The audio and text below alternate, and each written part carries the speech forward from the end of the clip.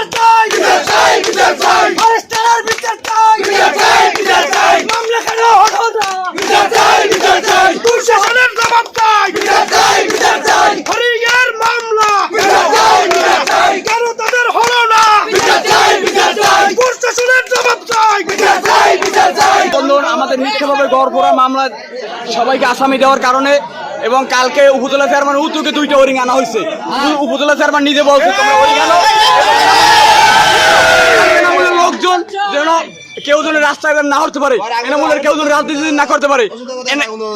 এনামূল ভাই আমাদের কোনো নেতা না, আমাদের ভাই, ঠিক কিনা? মামলার বিচার চাই এবং আমাদের যারা বিনা দোষে হয়রানি করছে আমরা তাদের বিচার চাই।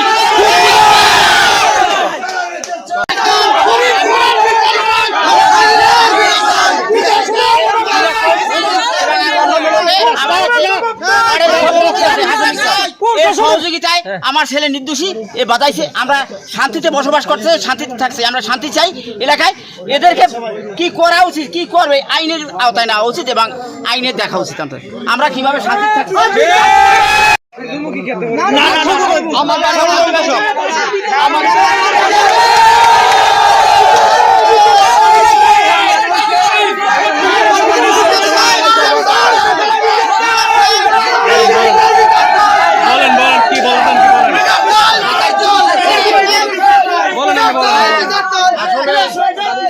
এখানে আমার বাড়ি হলো দক্ষিণ জ্ঞানপাড়া।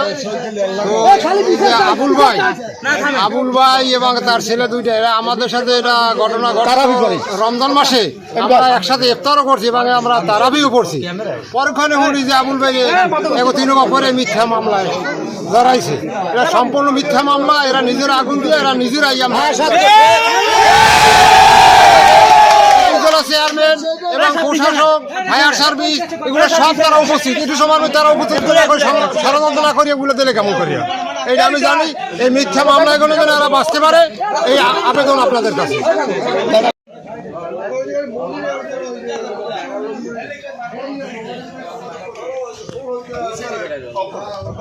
আপনি খারাপেন না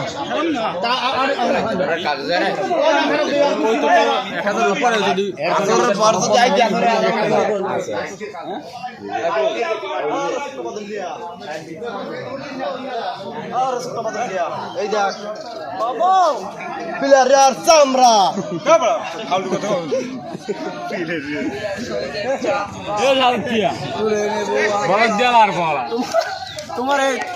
আমরা দেখছি যে আপনারা এখানে মানববন্ধনে দাঁড়িয়েছেন, প্রায় অনেক লোক।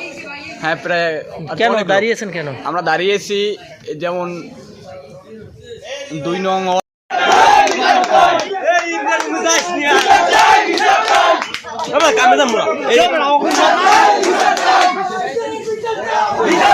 বিচার চাই, বিচার চাই।